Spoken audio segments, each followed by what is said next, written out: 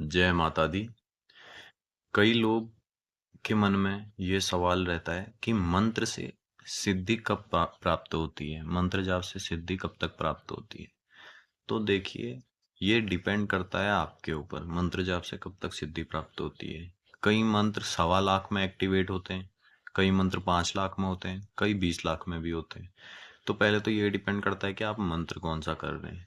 और कई लोग बीच में ही मंत्र जाप छोड़ देते हैं। 1.25 लाख, कुछ मंत्रों की लिमिट होती है 1.25 लाख, 1.25 लाख पर वो मंत्र एक्टिवेट होता है। तो उसका मतलब ये नहीं है कि 1.25 लाख जाप करने से आपको सिद्धि मिल जाएगी। 1.25 लाख पर सिर्फ आपका मंत्र एक्टिवेट ही हुआ है अभी।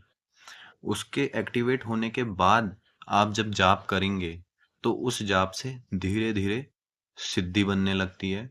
और जाप ज्यादा करेंगे तो धीरे धीरे वो सिद्धि प्रचंड होने लगती है और पूर्ण सिद्धि के रूप में एक सूक्ष्म शरीर बन जाता है उसका। और फिर वो आपका कार्य करना शुरू कर देती है, आपके लिए कार्य करना शुरू कर देती है, एक पूर्ण सिद्धि के रूप में वो बन जाती है।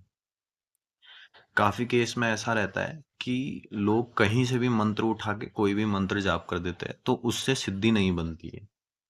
मंत्र सिर्फ उसी मंत्र से सिद्धि बनती है जो आपको अच्छी जगह से मिला हुआ है, आपके गुरु से मिला हुआ है। क्योंकि सिद्धि कैसे प्राप्त होती है, अगर किसी देवी देवता का आप मंत्र जाप कर रहे हैं तो जो आपका गुरु होता है आपको उस देवी देवता का मंत्र देता है, तो उस देवी देवता की सिद्धि का एक छोटा सा अंश का एक्सेस उस मंत्र में डाल के आपको वो मंत्र दे देता है। तो जब आप उसका जाप करते हो तो धीरे धीरे वो जो मंत्र होता है उसका जाप करते हैं तो धीरे धीरे वो जो अंश होता है वो पूर्ण सिद्धि का रूप ले लेता है और कुछ दिन में ही हो जाता है।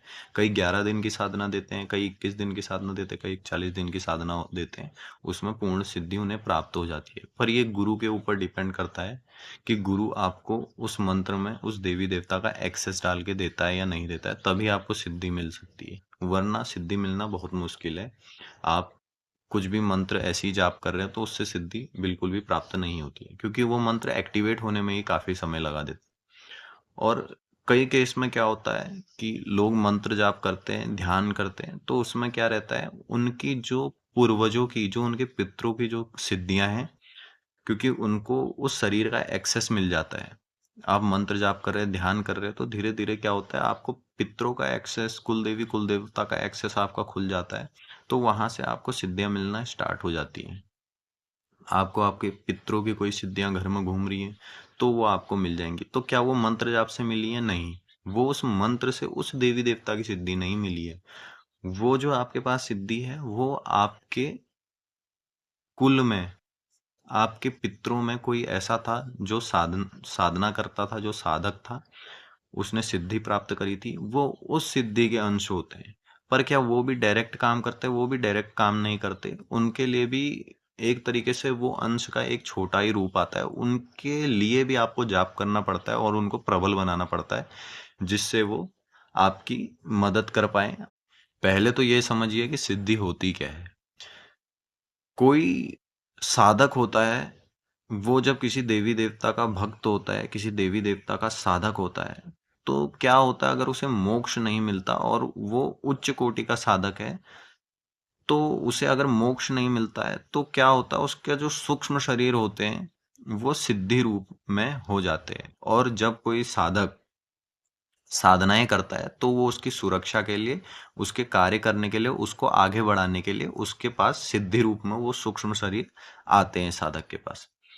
तो वो सिद्धि होती है। और एक सिद्धि होती है जब साधक उच्चतम स्तर पर आ जाता है, तो उसके बाद जिस देवी देवता की वो साधना करता है वो देवी देवता अपना ही एक स्वरूप, खुद का एक स्वरूप, एक अंश रूप में उसे दे देता है।